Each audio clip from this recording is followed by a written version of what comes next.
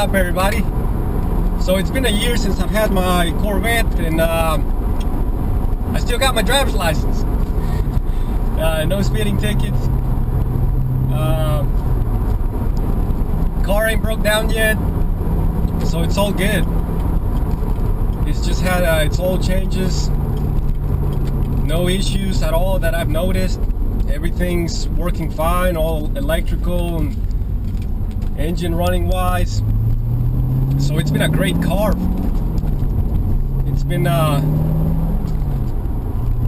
had about 7,000 miles. I try to drive this car as much as I can. I only live 8 miles away from work, so the mileage stays pretty low, but I try to drive it every single day. I knew I wanted this car when it was first released. Just from looking at the pictures, I was sold into buying this car. I mean, without even seeing it in person, I knew I wanted the car. I just thought the way it looked compared to the previous generations, the way they got all the functioning air vents, the spoiler, all the different curves they got into the body, it just made it look like an exotic car. I mean, I know it's not an exotic car, but you know, it's the closest I can get to having a Ferrari, in my opinion. Because the performance of this car, it's 455 horsepower, gets me from 0 to 60 in roughly 4 seconds. And the CO6 is even more impressive, 0 to 60 in 3 seconds, and that right there, that competes with Ferraris. But I mean, back to the CO6 is a whole nother car, but still, the performance you get out of a car like this for $60,000, there's cars out there that cost over $100,000 that can't compete with the performance. Not only that, this car comes equipped with a lot of awesome technology. So for the money, it's a great car. You know, a lot of people have sports cars, and they'll drive it on the weekend.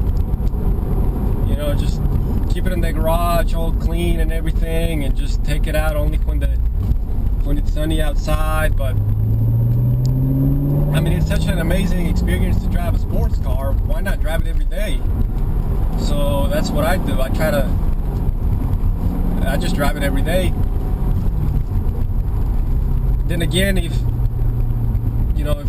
you had to drive it 100 miles a day or something like that, then you could get to the point to where you would accumulate too many miles, and I guess you would want to drive something else. But on my case, it really doesn't get many miles anyway, so I have no regrets into buying the 2015. Originally, I really wanted the 14, but in the first few months, they had such high markups. The dealers were charging a couple thousands just to be able to get a Corvette, and the ones that could get the car at MSRP, they didn't even have allocation when I was trying to buy one. So I just ended up waiting for the 2015, and by the 2015,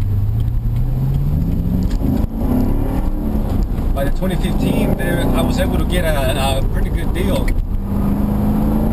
So it ended up being better for me to wait just 1 year, and I was able to save thousands versus buying the 2014 model. And also, buying the first year model, sometimes there can be a couple issues.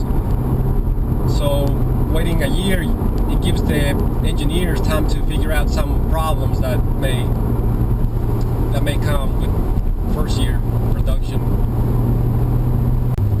At first, I really wanted the C51 performance package, but the more I looked at it, I realized I wasn't going to be racing the car or taking it out on the track.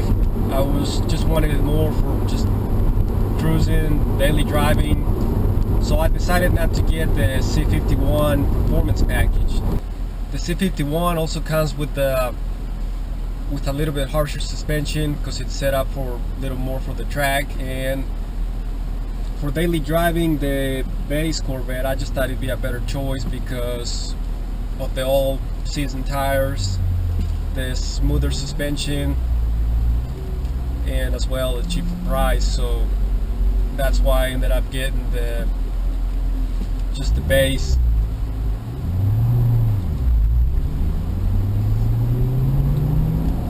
The one thing I did regret at first is the dual mode exhaust. That's one option I didn't get because for about the same money I was quoted the Corsa exhaust. I'm not sure if I still want to do that, but for those of you that don't want to spend the $1,200 on the performance exhaust, if you're just going to end up getting the Corsa exhaust, then that could be an option.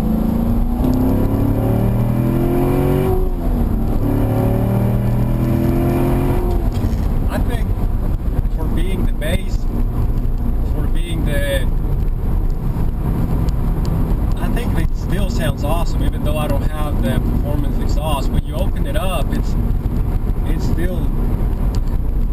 good enough for me. I know some people, they just want it as loud as they can get, but I'm happy with the way it is. On the highway, I really love the 7th gear that they've incorporated. I can be doing 70 miles an hour. Engine be doing about 1200 RPM, so it'd be basically idling. I'll be averaging 30 miles to the gallon on the highway. Then I can set it on economy mode. And on economy mode, the engine will cut off 4 of the cylinders, so it'll be running on 4 cylinders. So the engine's already running 1200 RPMs, 1300 RPMs, and it still has enough power to keep the car going that it'll be running on 4 cylinders. So that's amazing that you can be getting 30 plus miles to the gallon on the highway on a car that can hit 0 to 60 in 4 seconds. I think that's really impressive. Originally I was wanting a automatic transmission, but what sold me on the manual was that they incorporated the 7-speed. I just thought it'd be pretty awesome to have 7 gears.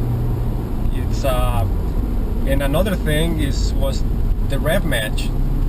I just thought it'd be really awesome to have rev match and be able to shift the car and just downshift, dump the clutch, and I knew that my shifts would be smooth. And I love the way rev match works because you just have the paddles in the steering wheel and you can just pull that paddle back and you can just downshift. And I also like the way it just burps the throttle for you whenever as you downshift it.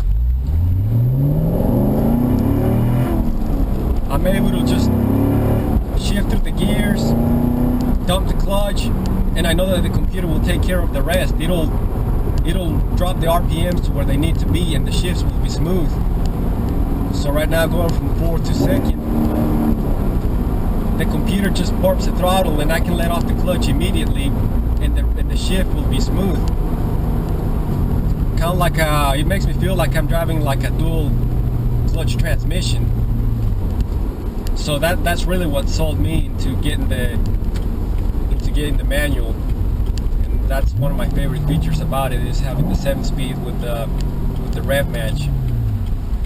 But I think this car, it's an amazing car. No regrets at all, and I think they'll keep making it better year after year. Can't wait to see what they come out with the 2017. Any changes. I'll keep you updated as soon as the changes come out. I'll make a video on that, and thanks for watching.